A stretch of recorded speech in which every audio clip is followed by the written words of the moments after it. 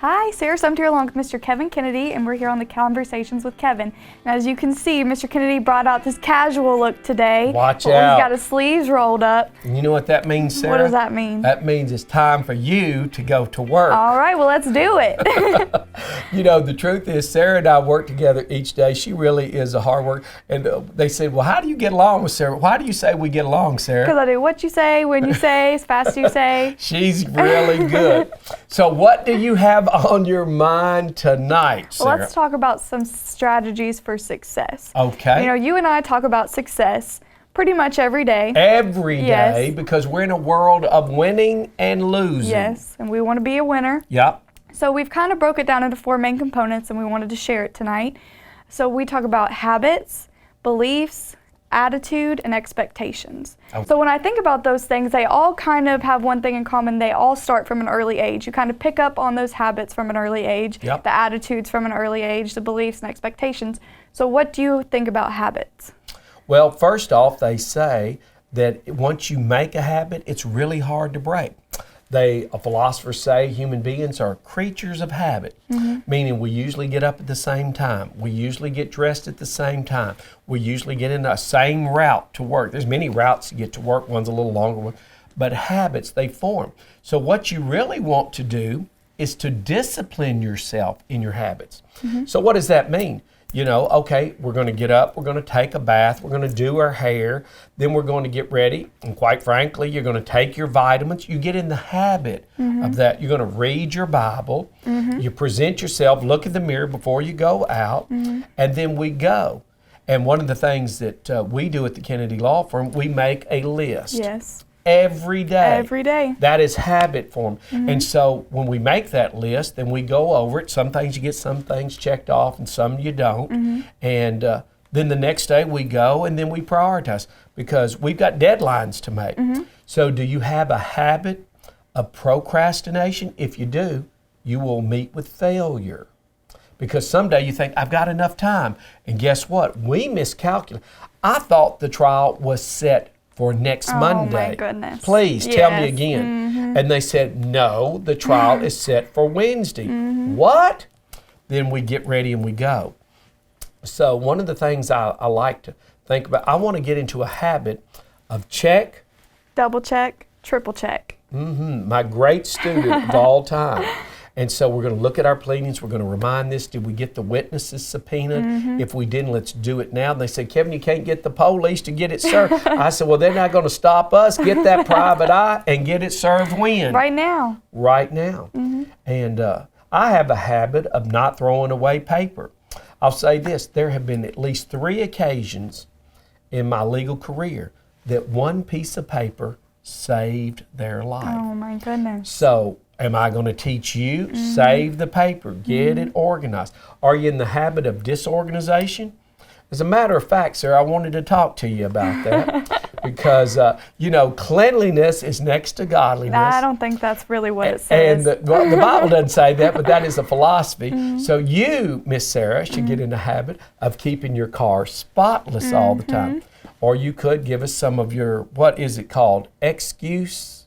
What is it? Habits? Yeah. So, but we try to work on that, don't we?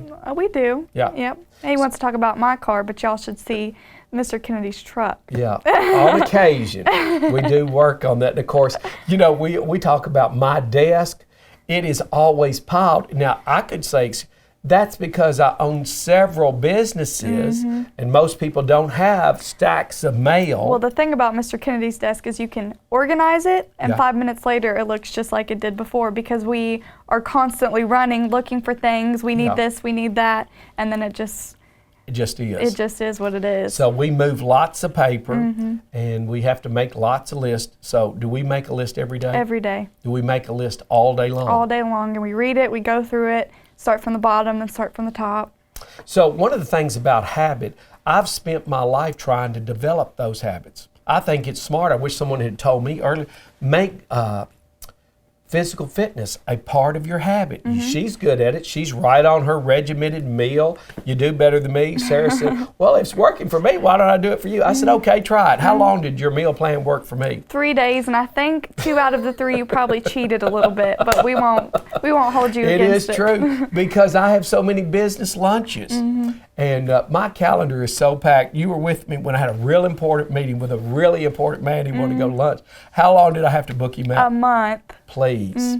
So, regimented, get those habits done and put them in the positive. Okay, what's the next thing? All right, let's talk about attitudes. Yeah, you need to work on yours. We should have an attitude of gratitude. And one of the first things that will kill an employee or a intern.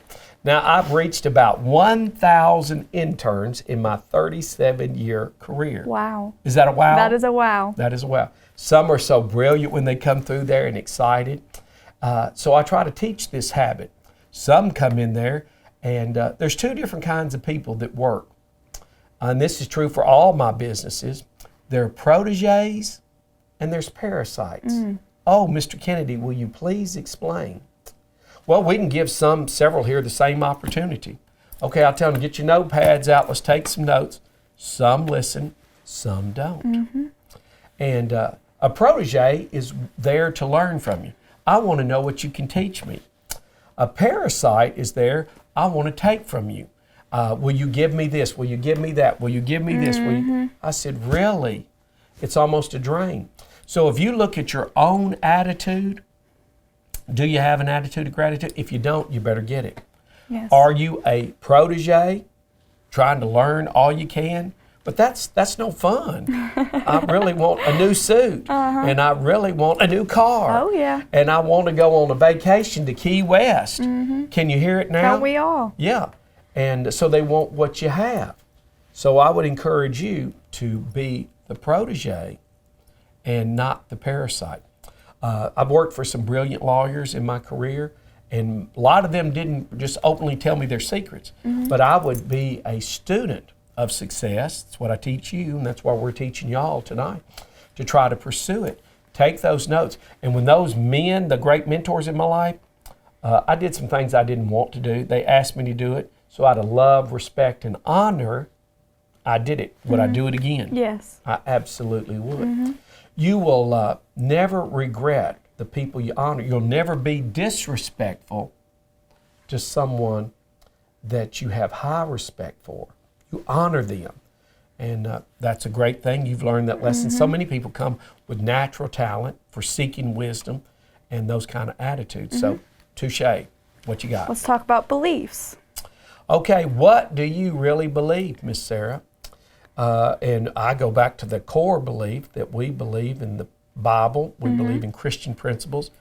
You and I both believe we're going to reap What we sow. Say it again. Do you really believe that? Absolutely. Absolutely. 100%. And you believe that there's consequences to your words. Okay, tell us. What do you mean when you say, okay, there's consequences to your words and action? Let's hear it. Okay, if I were to come into work tomorrow and say, Kevin, I'm not doing that. You can already anticipate how the day would go. And you don't want the consequences. No. And, I would not really want to hurt your feelings. I'm not one that really wants to, but I would certainly take note of it. And if we had opportunities, I don't think I want to invest my grand opportunities with someone who didn't want to do it, didn't honor and receive. One of the shocks of my life now, you know roughly how many lawyers that I've trained in my 37-year career. Do you know roughly? Have you got the number? 200? Not quite 200, 143. Wow. Or 144. It all depends on every day that we're there. But that's a lot of people. One of the questions is, some went on and broke their own record, did great, and others didn't achieve it. And why? Why? I've told a lot of people there's not one difference between one lawyer and another. One is trained better than another. And when I wrote my book, What's in Your Stable, everything I learned from business, I learned from horses. Wow, it is so true. The great Kentucky Derby winner had a trainer. And if the horse had a bad attitude, you're on the horse farm. Yep. You seen some with a bad attitude? We leave them at home. Yeah, we're not going to take them. So if we go to the parade, we're going to take one that can work with us. I don't want them in the parade jumping, fighting, kicking. Oh, no. Every kid in the world wants to come and touch the horse. Can't do it, won't do it. No. Yeah. So it's true. I did learn all these things. And you say, Kevin, well, how did you learn? I was a seeker of wisdom and success. I spent early part of my career borrowing money and going to hear these great minds. One of my techniques is also take notes. Notes. Because your mind comprehends it, your ears comprehend it, and then it's a different thought process. Helps me retain it more. I think another one of the things that circles around to beliefs is, believing in yourself.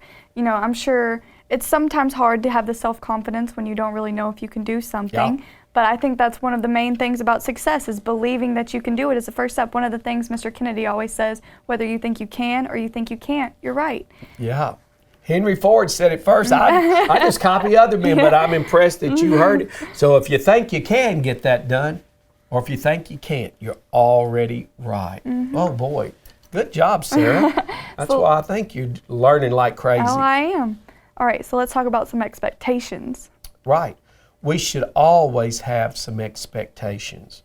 I expect you to be there tomorrow. If I'm investing in you and make a good investment in you, I am expecting a good return.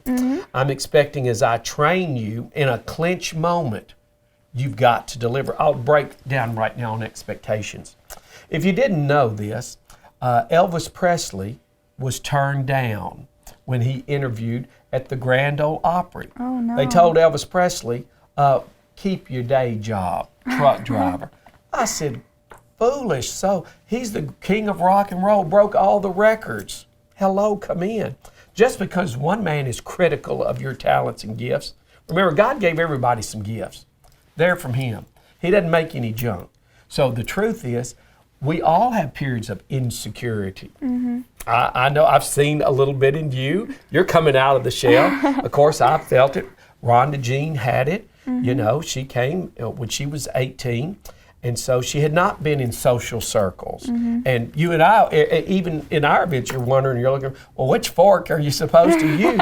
I said, well, I understand. It's a challenge. So we can be insecure, but that doesn't mean we're going to stop there. So what are our expectations?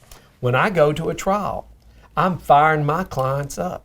I want to have the expectation that you're going to do good. And when I turn you on, you're going to sing that song. You're going to speak with confidence. And you know what? When you're telling the truth, it shows. I got to meet F. Lee Bailey, famous, world famous attorney. I went to Miami to hear him, and he and I had a private conversation. We were there. He's one of the lawyers for the O.J. Simpson trial. They call that the trial of the century. And I said, what would you tell me, Kevin Kennedy, a lawyer, to go back to Clarksville, Tennessee? He said, Kevin, you look them in the eyes. You'll find the truth in their eyes. Wow. And what he really meant, I expect to find the truth in their eyes. It's a technique that educators use, parents use. Take your child and said, now tell me, where were you this evening? And really what it means, they cannot look you dead in the eye because something in their brain wants to divert their eyes, and they use that as a technique to determine lying. Very similar, my friends, to the technique of the lie detector test. So we start out with that playing field. And remember, you don't have to take a lie detector. I don't know that I would take one. I wouldn't take one if they came and asked me, because I'm going to tell the truth, and I don't want to run the risk of a guy manipulating for whatever purpose. Does it happen? Are you going to put your whole life in someone's when you didn't have to? No. And so we would talk to you privately about that. I will publicly say that. But how does it work? We're going to do a baseline. That's where being an experienced lawyer, you learn these tricks. That's why we teach you. There's a baseline. Is your name Kevin Kennedy? Yes. Do you live in Clarksville, Tennessee? Yes. Are you a licensed attorney? Yes. It's all true. It's a baseline. Then they can even ask you a question that is trickery. Hello, come in. Are you still beating your wife? Well, do you say yes or no? I really never beat her, but I want to answer the question. Well, guess what? That baseline is going to come. Okay, we got him. He's lying. He's misrepresented. I've heard some other techniques. Of course, some of them say, well, if you're on a certain drug, that your heart rhythm will not register. A pathological, habitual liar, a person that lies so much they believe their own lies. Well, did you do this? No. And they can pass the lie detector test. They also tell me that it's pain. So people have been known to bite their tongue. People have been known to hurt themselves in a little way, and it sends a different message. So we hear in court all the time, they talk about drug tests. We hear judges say, these things can be manipulated. We're going to test you when, Sarah? Right now. Please tell while it you're one still more. in court. Right there, right in front. No playing, no games.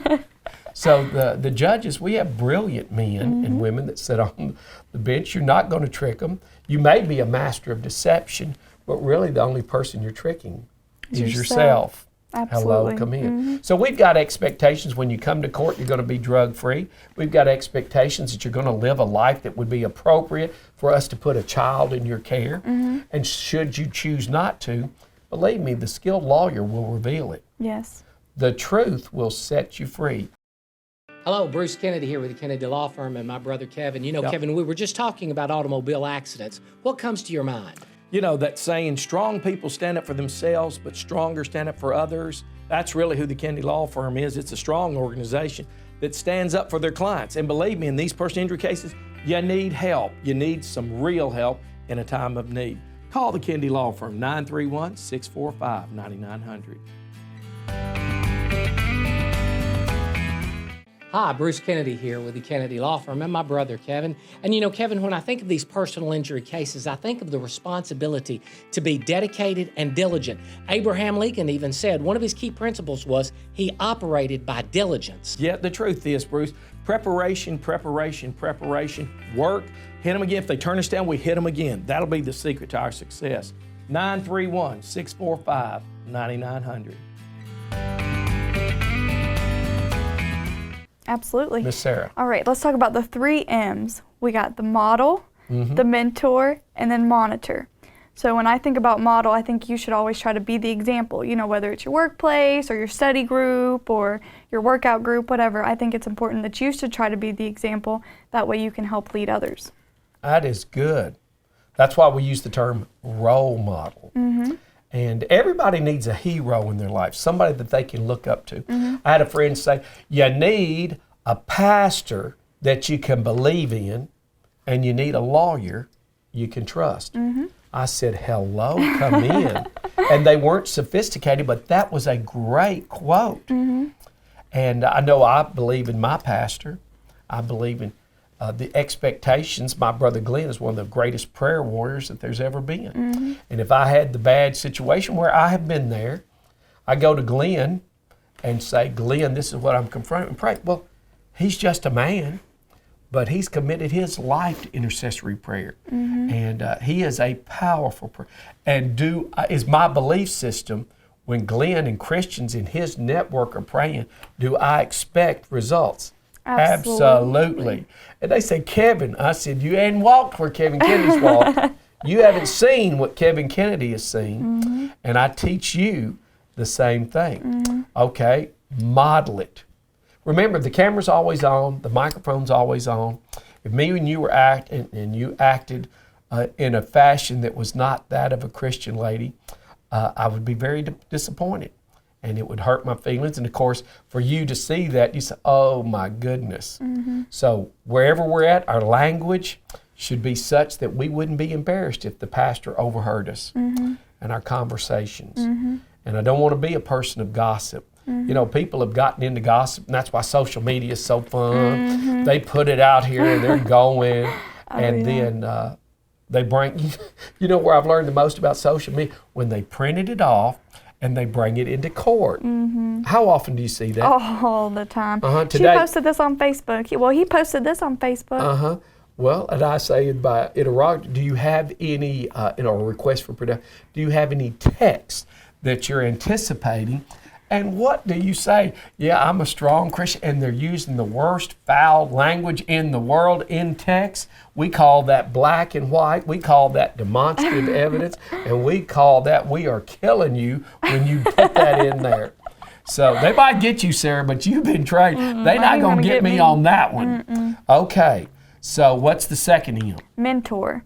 And I think one of the main things a mentor can do is to empower the mentee. Mr. Kennedy is my mentor, and one of the great things that he's done for me is he saw potential in me when I didn't see potential in myself. He's empowered me, and it's not only has it helped me, but it's also helped him.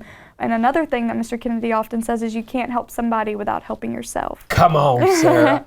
That is good. I got a breakout. Can I testify just Go for ahead. a moment? Okay. I'll never forget my son. We didn't have any doctors. My oldest son was real smart, never made a B, graduated #1 in the medical school. And so he gets there, and you know how he got interested in medicine? Dr. Carr was in our church. He went on a mission trip. Dr. Carr took the time to invest in my son, the power of the church, who's invested in your family. And Kevin Jr. came back, and he said, I want to be a dentist, and I want to be Wow. a pediatric. And I said, okay. And it was another man, not his dad, that inspired him. We're always grateful. And then it came along for his daughter to pursue. And my son was at the cutting edge and helped make a difference for her. You see, so when Dr. Carr was helping my son, he was really only helping his own. I love that story. I love this story. I've had all these interns. They are everywhere. They've been in judgeships. They've been doctors. They've been lawyers. And I love it. I've never been aggravated at all. Or somebody said, well, are you jealous? Because I've got DAs in all parts of the country. And all I can say is I'm so proud. The truth is, many of them want to call me. So as you know, my son Kenny is a doctor. And his wife is a doctor, and he's gone to Louisville. And his wife is a doctor and wanted to go to Louisville. So she makes a job application, and the person she goes into is a doctor. And first thing she said, well, I don't know you, but I know your father-in-law. What? I don't even know anybody in Louisville. Muhammad Ali, he's gone. That's the only one I knew out of Louisville. And my son. And so she said, oh my, well, how do you know him? And she said, well, I was his intern when I was in high school. Wow. And I went on to Vanderbilt, and I went on to Vanderbilt Medical School, and now she's one of the big wigs at the hospital, and gave my daughter-in-law the job. Wow. So you see, you go back to the philosophy I shared with you. You can't help someone without helping yourself. Years later, can I get an amen? Amen. Then when you've sown your life of mercy, generosity, hold on, my friend, in your hour of need, I can already write the script. You're going to reap mercy, generosity, kindness, and goodness. What's our next M? Monitor. And one of the things I hear Mr. Kennedy say quite often, attention equals retention. Good. Man, those slogans, you're going to be writing some books. Oh, yeah. And break out. And quite frankly, we can get in an environment that inspires us. Well, what inspires us?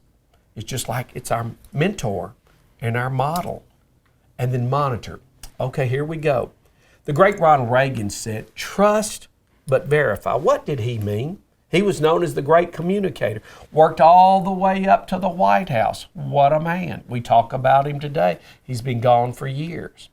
He said, well, I'm going to tell you, Sarah, I want you to turn the air on at the Fort Campbell office. And by the way, I would like for you to take a case of paper to the St. Bethlehem office, and I will see you at 7:20 sharp because we must be out of town and make our deadline. Okay, I gave that instruction, and do you know what I'm liable to do? Check. On our way to Paducah, and we've got some cases over. They said, well, you're going to Paducah? I said, wherever the action takes, we never know where we're going to end up doing. No, we never do. And one thing about Sarah, she said, let's go. Yep, that's one of the things about working at in the law business. You never know what you're walking into when you walk through those doors that morning, especially with Mr. Kennedy because he does all kinds of business. Yes. Back to this. So here's the trick. Then I will pick up the phone. Probably sometimes if I didn't think Sarah was doing just right, but she's great, I would call the people at St. B. Hey, did you get the paper? Is the case of paper there? Yes, sir, we got it. Touche. Let me call Fort Campbell. Will you check the air conditioner? What is it set at? Oh, it's set where I told her. And I said, because I cannot go to all these places right now, and we're having the Power and Grace Academy, our friends have all these children. We have a courtroom at Fort Campbell, and I like to share it. That's what it was built for, was to share and to teach and to give. Back to my philosophy, you can't outgive God. Absolutely. So they called and said, can we use this for our program to teach our children? And I said, well, sure, we'll get it worked out. And I called the office. I want it clean, have it ready for them, make this possible, all the parents, because it's a special time. Not everybody, I never saw a courtroom. I never got to participate in a mock trial. But as a young man, I said, if I ever get there, I'll make a difference. And so that's exactly, we just had that, and they had a wonderful time. I was glad they were here. I'm glad, whatever we have, we want to use it for the Lord. They're training young people about growing up and learning about Jesus in a Christian environment. I love the Christian schools. I love the public schools. Me and you, they'll ask us to do a career day. What are we going to do? We're going to do a career day. How much money do we make? You always make money. That's sad when Sarah makes more money than me. Please, Sarah, and you think it's That's funny. a great day. That's some kind of day. But it really had to ever cut me short. But no, we love Montgomery County school system. We go do that. We go to Austin P and we'll do their career day because we got something to share. Absolutely. And that's what motivated us even to be here with you. So monitor, monitor. Remember Reagan, trust but verify. Touche. All right, let's talk about the 3 areas of credibility. So somebody might ask, are we similar? Are you an expert in this area? And have you ever mentored somebody like me before? And when we have clients come into the law office, new clients will say, Mr. Kennedy, have you ever handled a case like this before? They're on you. Yeah, and Mr. Kennedy, he's been around for a long time, so chances are he's probably probably handled something like that. But I think that's really smart when people ask that, because I wouldn't want to invest my time and my money into somebody who had never handled something like that. Touche. You are too sophisticated. That's what goes on because, I'm a master. I've been doing the TV show for Channel 5, Ask the Attorney, for 9 years. And of course, I can only remember one time that I couldn't answer a question. They said, Kevin, are you really that smart? No, but I learned how to answer questions. And I can give an answer pretty good on the philosophy, even if I didn't know the specific statute. So yes, ask the who, what, when, where, and how. So let's just say right now, tonight, we have a major problem breakout in Chicago. Well, we're not licensed there, so we've got to hire a lawyer. Well, when we get them on the phone, we're going to say who, what, when, where, and how. Do you handle this kind of cases? How many? How often are you in trial? Because quite frankly, just because you have a law license doesn't mean that you're equipped to take on that. And so we like to check it out. The Latin phrase, caveat emptor, what it means is let the buyer beware. I got Bible on my mind. And what that means, you better be looking at everything before you buy, because you will be held accountable. Yes. It's said that 2 are better than 1, and 3-fold cord is not easily broken. I spent my life trying to build a team, because a team really carries the success. Makes a lot of sense. Some of the wisest and smartest people I've ever known in the legal profession put the team together and worked it. I'm Kevin Kennedy. If you need our help, call us, the Kennedy Law Firm.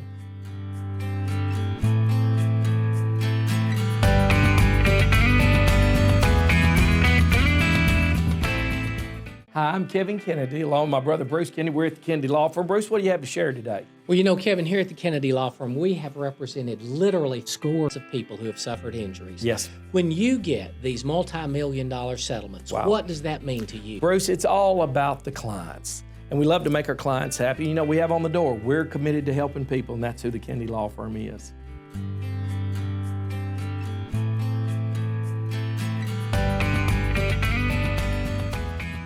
All right, Mr. Kennedy, well, it has been so fun getting to hear all your success strategies that have helped you throughout these years. I love to hear about it and learn about it, and I know these folks at home do too. And we want to thank you guys so much for being such a consistent audience and allowing us to come into your homes. We really do appreciate it. Yes, God bless you. Thank you, Sarah. And I hope you'll take what we've shared and share it with all of your family and friends. God bless you. When we're out, feel free to come up and speak to Sarah. We love to hear from you. Absolutely. See you soon. Bye.